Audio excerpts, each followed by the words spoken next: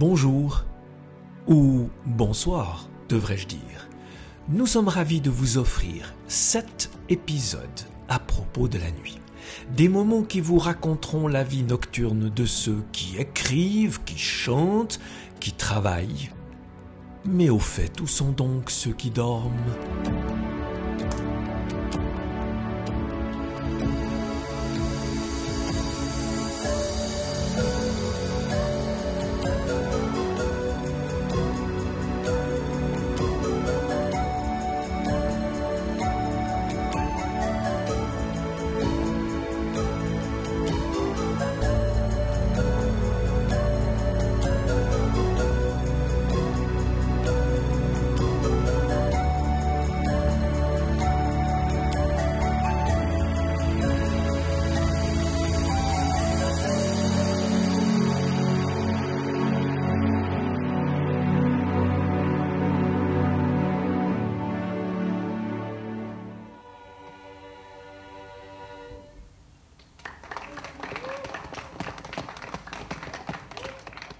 Pour nous, c'est toujours un grand plaisir. C'est très différent que de participer à nos concerts où on n'a pas le même contact avec le public qui nous écoute. Ici, on est vraiment en direct avec eux. Il y a plus de complicité dans les regards et donc, je dirais dans les lueurs, dans les lumières des yeux. Ensemble, nous chantons un air joyeux à l'unisson, un blues pour veiller le démon, un refrain mélodieux, c'est beau. Ce soir on est à la télé, ce soir ensemble on va chanter. Ici les champs recouverts de neige, on ne les connaît qu'en photo. Le Père Noël n'a pas de prénom, le fond de l'air est bien trop chaud. Ici les portes sont toujours ouvertes, on peut rentrer dans toutes les maisons.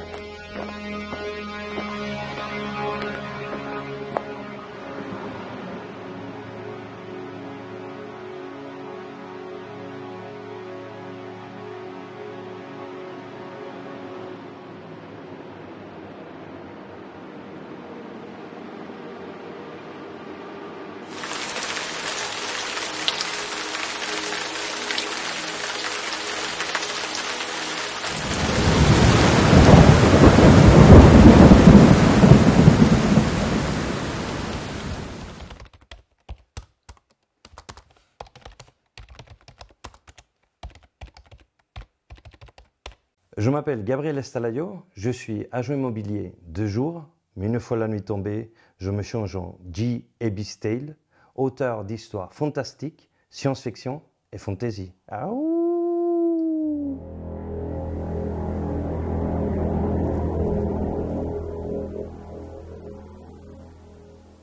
L'écriture en ce moment prend pas mal de mon temps. J'ai toujours un petit penchant pour tout ce qui était écriture depuis que j'étais enfant. Que ce soit à travers de la musique, en écrivant des chansons et ainsi de suite. Et c'est surtout l'année passée que j'ai publié mon premier roman intitulé La malédiction de la sorcière. C'est une aventure en fait en 10 volumes que j'ai terminé il y a quelques mois en arrière. Donc j'ai passé une année assez intense à me promener, notamment des fois de nuit. J'ai beaucoup écrit de nuit, vu que la journée j'ai mon travail.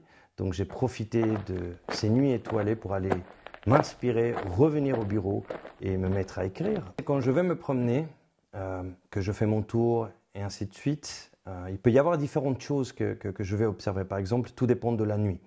Si on a une nuit dans laquelle le ciel est couvert, très souvent c'est du noir, alors j'ai tendance à aller regarder autour de moi. Toute cette noirceur m'aide à projeter des images, des parties, des histoires que je vais écrire dans lesquelles peut-être je coince un peu.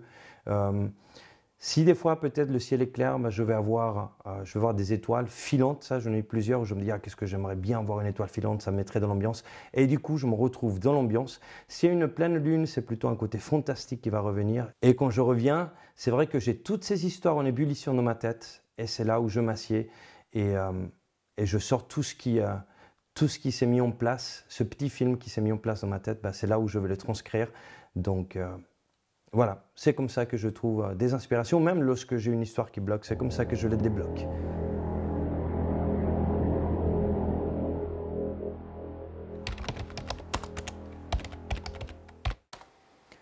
Vous savez quoi?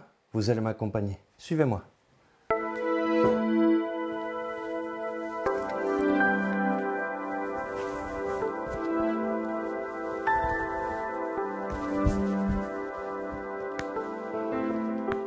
La pièce était noyée dans l'obscurité de la nuit.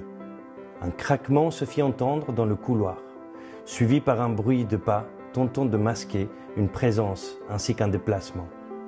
Bien qu'il fût plongé dans un sommeil profond, quelque chose le tira de son rêve. Étaient-ce des murmures à peine perceptibles? Non, pas vraiment.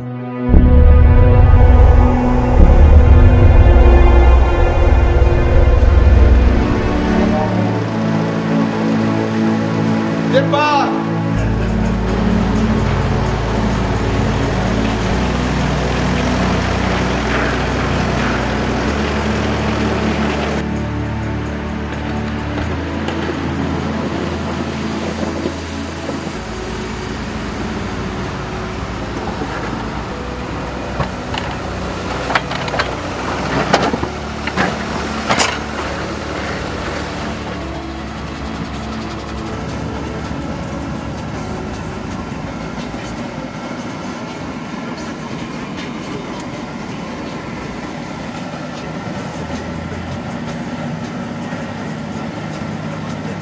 Du matin, on est parti pour déneiger la ville. On va dire que ce matin, il y a pas mal de neige fraîche sur les routes. Et puis voilà, on va essayer de rendre les chemins, les routes accessibles pour tous, que ce matin tout le monde puisse aller à son travail avec un maximum de sécurité. Et puis voilà, il y a une équipe qui a été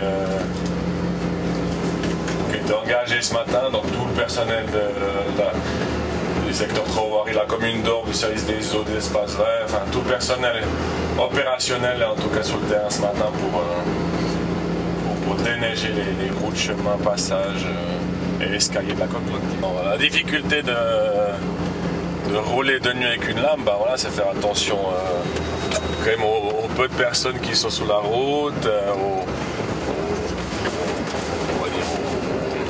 aux zones d'évitement qui sont créées sur la commune. Nous on a aussi les rails de chemin de fer qui a quand même un élément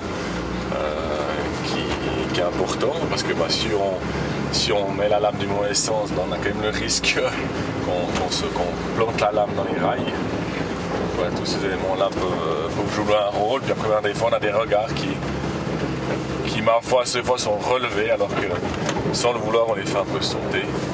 Donc ça aussi on connaît un peu la route et puis on a fait attention à ça. La nuit c'est un choix de notre part. Oui, alors la nuit c'est un choix de notre part. C'est plus pratique pour nous. Il y a moins de circulation. Les routes sont plus accessibles et puis on s'évite les accidents, les accrochages qui pourraient aussi nous empêcher de circuler et de faire notre travail.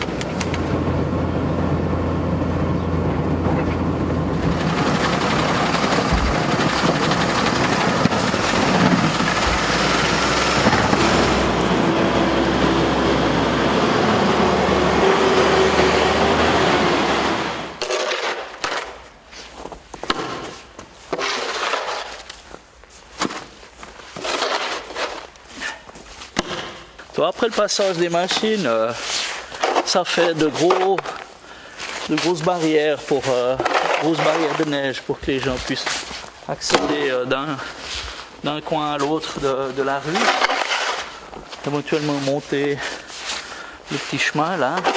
C'est le calme, surtout le silence. Et puis tu as aussi t'as aussi pas trop envie de déranger les gens. Tu te dis, mais est-ce qu'il y en a qui pestent à ce moment? Moi, je fais mon travail, c'est sûr, mais en même temps, il y en a qui ont besoin de repos, quoi. Alors voilà, il faut mettre un peu les priorités là où elles sont. Et là, je pense qu'on fait du boulot top, quoi, pour tout le monde, quoi.